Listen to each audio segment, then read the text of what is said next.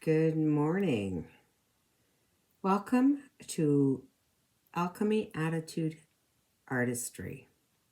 For those of you that have asked me in the paint pouring group to shoot a video of my technique for blooming, I am doing this today. Understand though that it is my very first time ever recording a video, and I hope that you will all be kind in your assessment. I'm going to try and give you as much detail as I possibly can.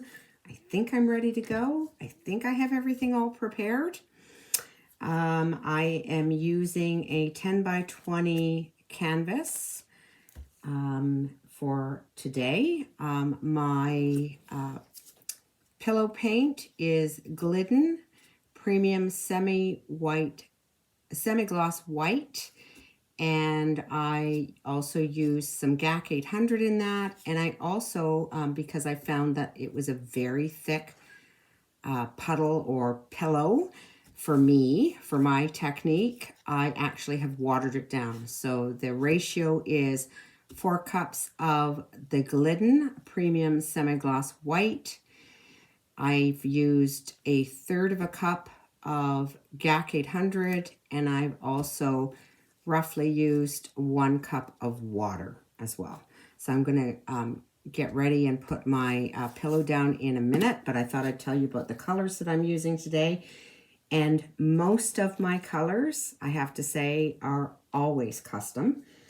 I like to play with the colors and see what I can get. So this is the first color that I'm going to try to incorporate. If you can see, that's the consistency that I use. It's rather runny. Let's see here if I can get you a shot of. It leaves a bit of a trace, but does not leave a mound, and it very quickly disappears into the container with the rest of the paint.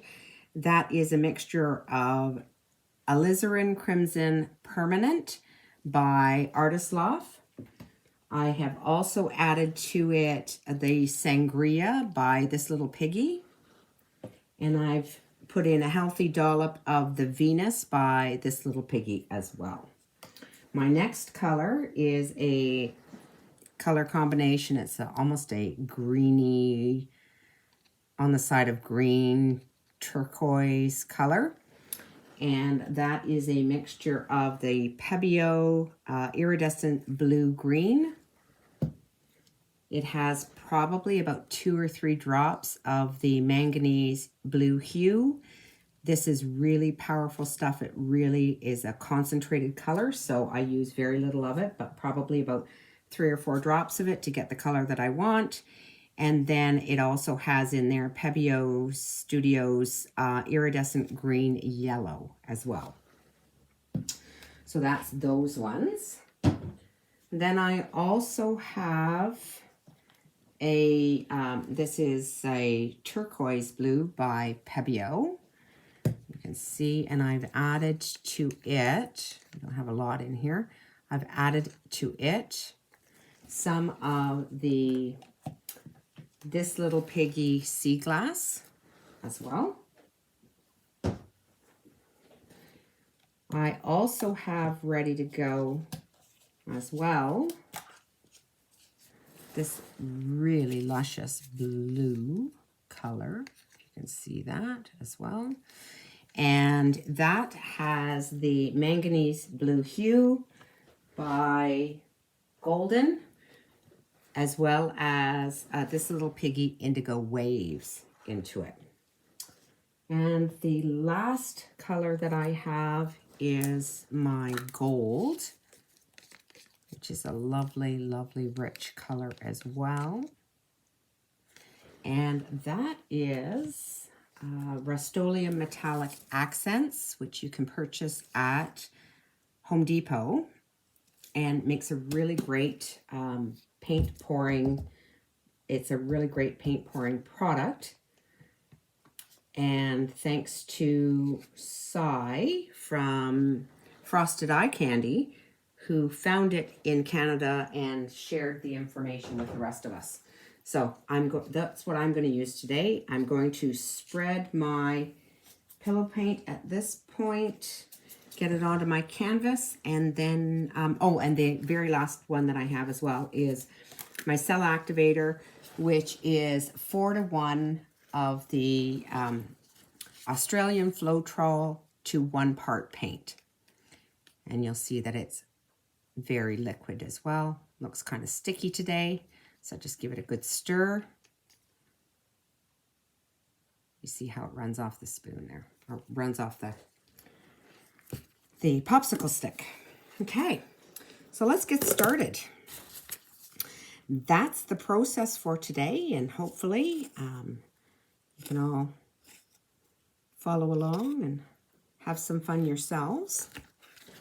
Okay, let's get our pillow down. You'll see I use quite a bit of the pillow, and I do try to make sure that I cover the canvas surface with it. I am going to use my cake decorating tool, this little trowel, if you will. However, I also like to use my hands, so hence the reason I've got gloves on today. So just very quickly get that down onto the canvas without boring you too much. You've all probably done this, and this is probably a part you don't need me to labor over. But I do put a healthy dollop on there. I might add a little bit more just to make sure that it extends and my edges don't dry out. That is always a fear of mine. I try to work quickly to get the paint colors down, because this paint, the base paint or the pillow paint, starts to dry out fairly quickly around the edges where it's a little bit thinner. And when you go to either stretch it or spin it, it has a tendency not to move well, and the paint actually rolls over itself, which is never a good thing because you want your design to stay. So I'm going to add just a little bit more around the edges just to make sure that I have enough there. I'm going to spin most of this out anyway, so if I have a little extra, I'm going to make sure that I spin it out and get it off the canvas, because that's where you will find that your paint will have a tendency to actually crack as it dries, and you don't want that. That ruins your design. It makes your canvas look awful, which I had experienced, and hence the reason I actually put water into my pillow paint, because I found that it was very thick, too thick for my purposes, too thick for what I do.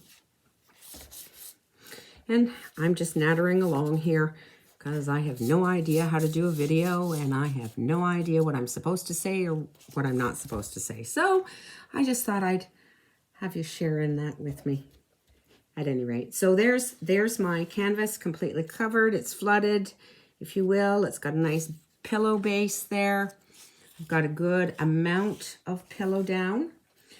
And because I am working on this table, I'm going to try and move as many things out of my way as I possibly can. I can now remove my gloves, which I don't need anymore.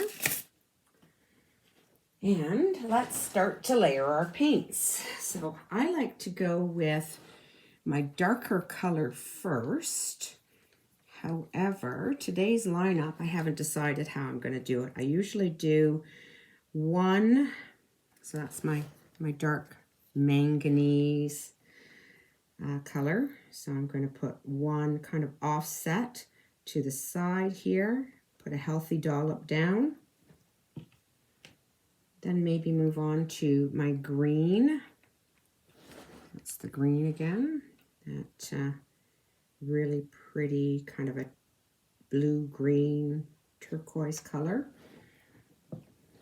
And I'm going to put down my gold. I think I'm going to put my gold down. I'm thinking out loud here, sorry. Put my gold down. Put some blue, the lighter blue down on top of my gold. I'm sandwiching my gold in the center because I want the gold not to be lost. And then I'm going to put down my really pretty, the crimson color down. And from there, I'm going to add my Australian Floetrol and paint, which is my cell activator, which makes those really pretty lines and cells. And I apologize, I do have to use my blow dryer, which is a very small travel blow dryer. It's actually a Berta, and I actually purchased that off of Amazon. And it has a low, a high, and a cool setting. And I'm going to put it on high, cool. Okay, here we go.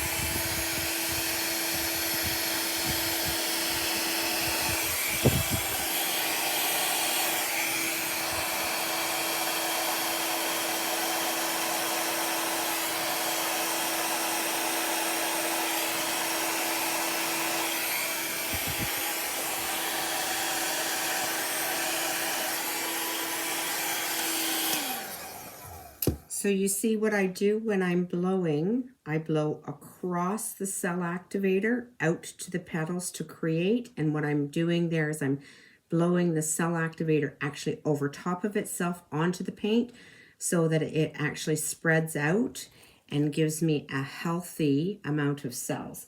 But I also noticed that I have some extra cell activator there, which I'm going to blow on with my straw just to make the cells come up even more in the areas where it's all white.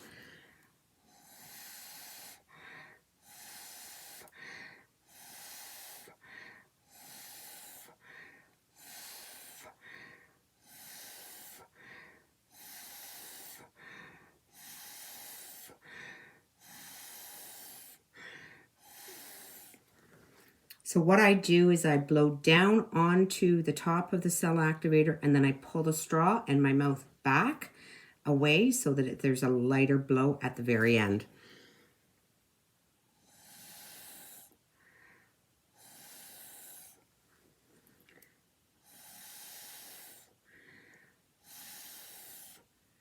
And all I'm trying to do is activate some cells in that area. So I'll let that carry on doing its thing, and then I'm going to move on to another bloom down probably in this corner, and then I'll put my center bloom down so that it is the focal point of my creation. So I started with my dark color, so I'm going to put that down again as well. Again, healthy dollop. And I put down my green, I believe.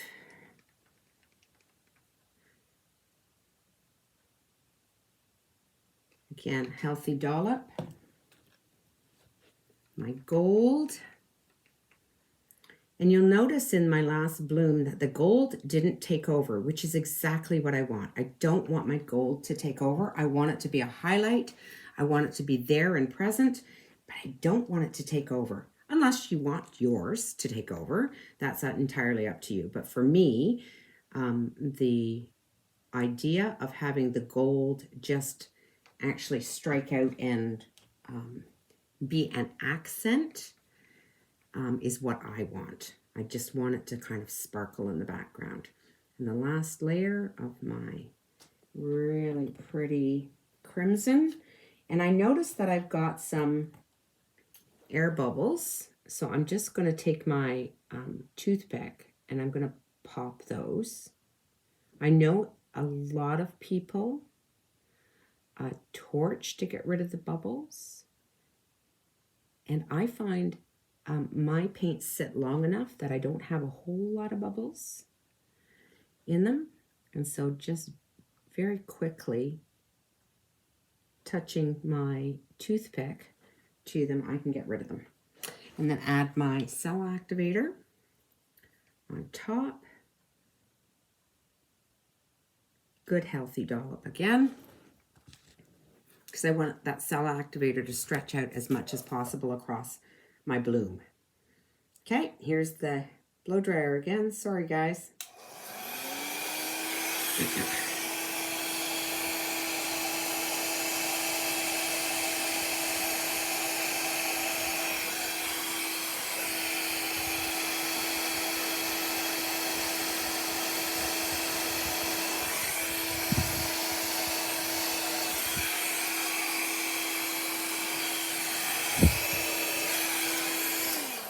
Okay, did you see what I did there? I actually blew the paint over top of the cell activator. So I'm going to actually add a little bit more cell activator down at this end, because I want the cell activator to be there. And I don't think I have enough in the pool and in the center of that bloom just yet. So let's try that again.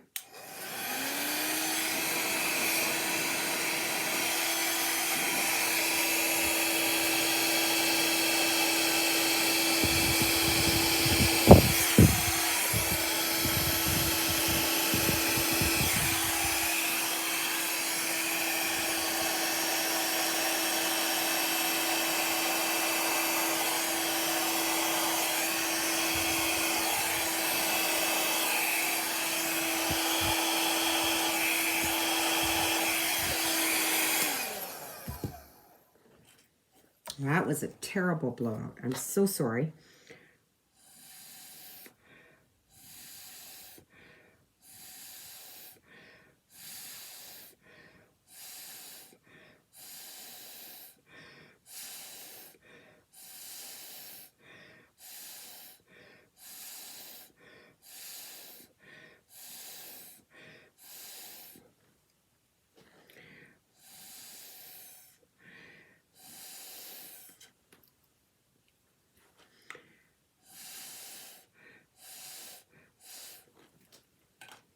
We'll see if I can get some cells in there.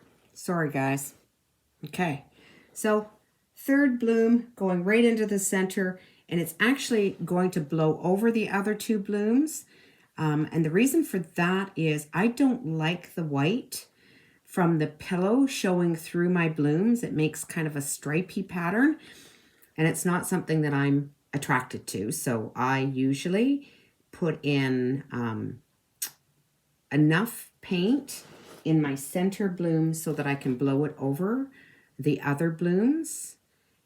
And hopefully I hide some of that stripiness that happens in the center, or that can happen in the center. And again, I'm just using the same layering. If I layered my paints in another way, I might get different look for each of the blooms. But remember, I'm going to be spinning this out. And so these blooms are actually going to expand and will probably fall off the canvas. So I'm not too worried. I just want there to be the illusion of other blooms in this particular technique that I call a spun out bloom. I don't know what anybody else calls it, but that's what I call it. Okay.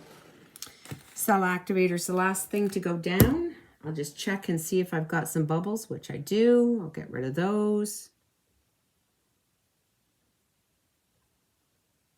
And remember, I'm not being too conscious of cleaning off my toothpick at this point, because I'm going to blow it out anyway, and all of the colors are going to mix and mingle.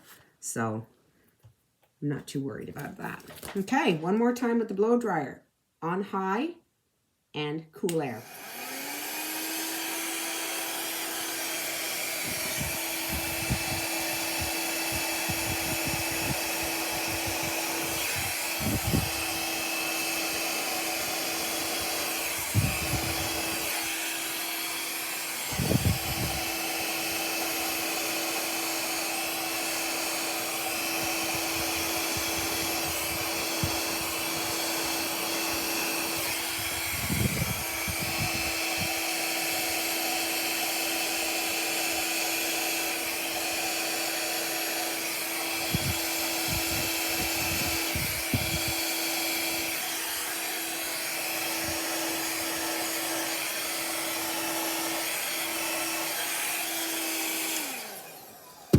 that was better blowout.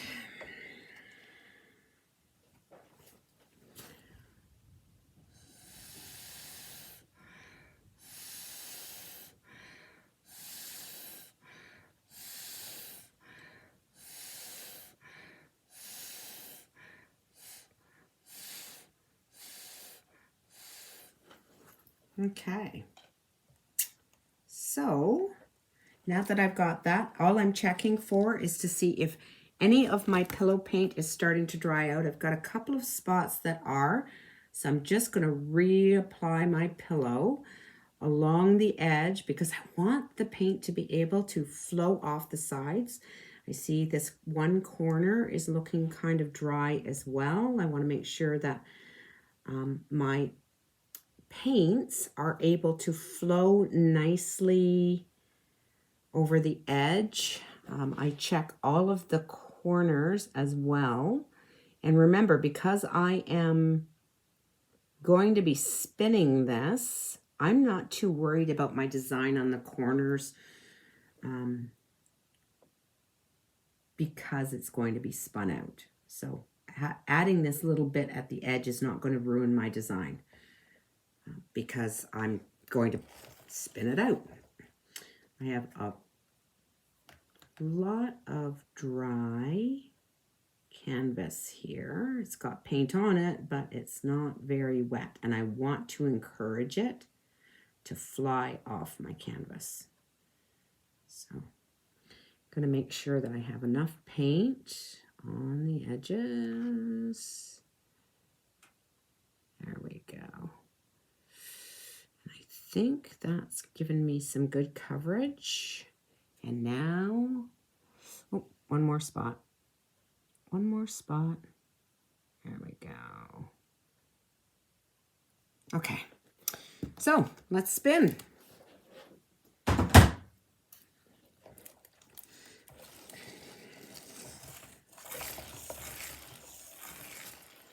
Just a gentle spin. I don't want to go crazy.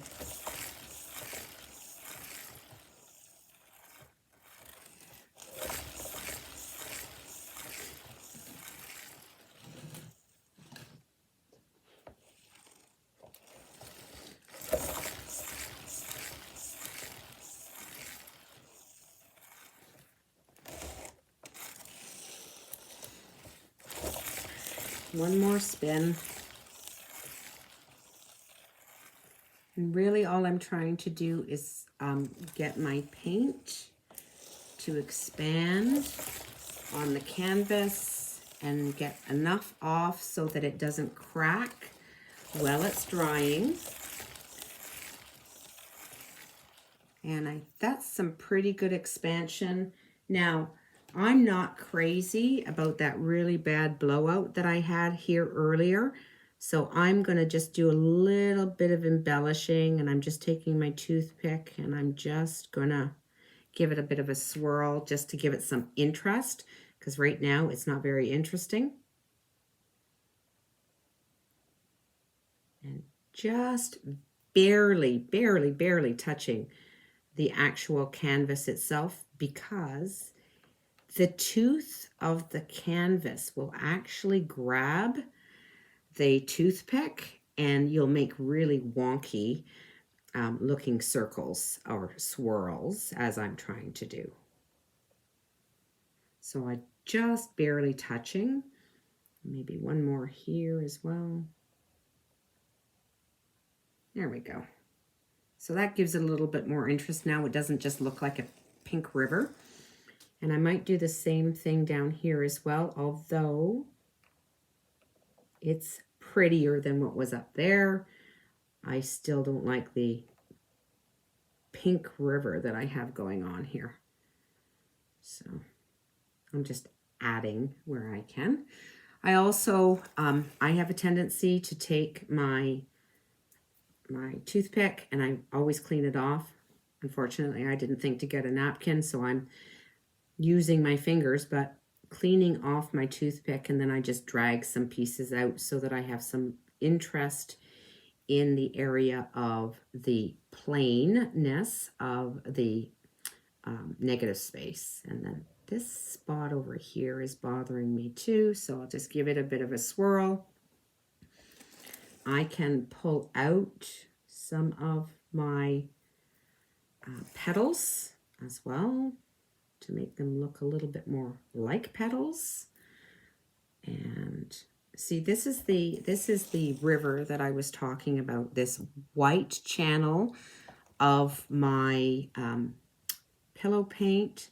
I don't like that look, so I'm going to give it a bit of a swirl there too to kind of eliminate that cheekiness that I don't like. So, and I can take some of my petals and kind of pull them out a little bit more, make them look a little bit more defined like petals. There we go.